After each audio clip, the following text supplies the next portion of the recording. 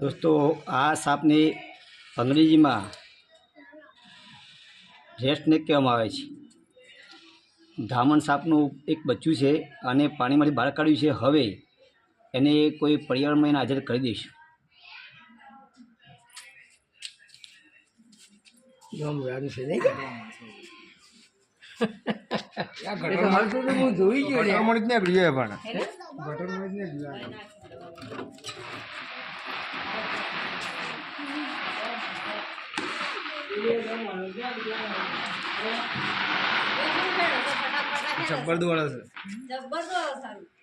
दोस्तों जय हिंद जय भारत।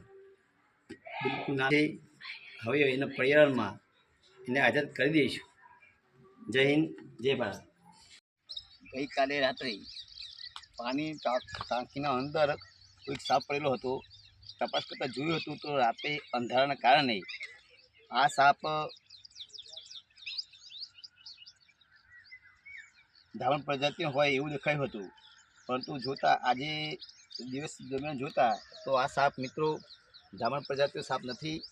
રાતે અંધારાના કારણે બોલવામાં ભૂલ થઈ હતી, પરંતુ આ સાપ ચેકર કિલીબેક સ્નેક એટલે કે પાણીમાં રહેવાવાળો વાટર સ્નેક છે।